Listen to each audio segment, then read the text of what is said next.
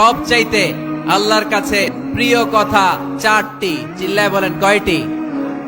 এক নম্বরে সুবহানাল্লাহ, এক নম্বরে, দুই নম্বরে আলহামদুলিল্লাহ, দুই নম্বরে, তিন নম্বরে লা ইলাহা ইল্লাল্লাহ, তিন নম্বরে, চার নম্বরে আল্লাহু আকবার, চার নম্বরে। এই চারটা তাসবিহ পড়া যাবে? যাবে। আবার বিষ্ণুই বললেন কালিমাতান হাবিবাতান ইলার রহমান খাফিফাতান আলাল লিসান সাকিলাতান ফিল মিজান।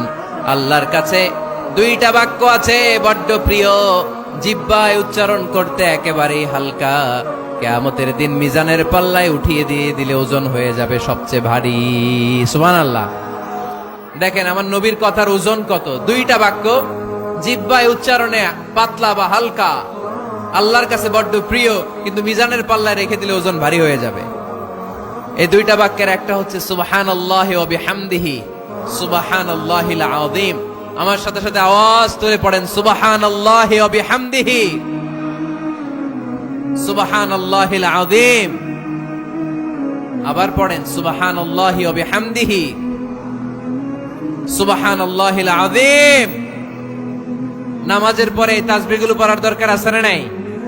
33 বার সুবহানাল্লাহ, 33 বার আলহামদুলিল্লাহ, 34 বার আল্লাহু আকবার পড়েন তো। এই ডান হাতের গিড়ায় পড়বেন, পারবেন?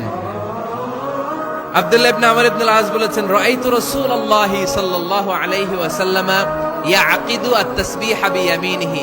আমি দেখেছি আল্লাহ রাসূল সাল্লাল্লাহু আলাইহি ওয়াসাল্লামকে ডান হাতের গিড়ায় তাসবিহ পড়তে কোন সুবহানাল্লাহ। আর জিকির করবেন ভদ্রভাবে।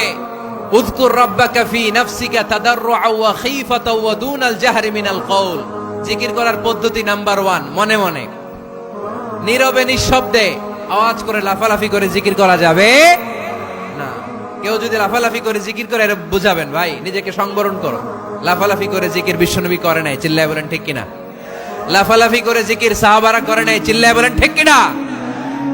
ধীরে সুস্থে সাহাবারা, আল্লাহ রাসূল সাল্লাল্লাহু আলাইহি ওয়াসাল্লাম যেভাবে আমাদেরকে জিকির শিক্ষা দিয়েছেন আমরা ওইভাবে করব, ঠিক কিনা বলেন?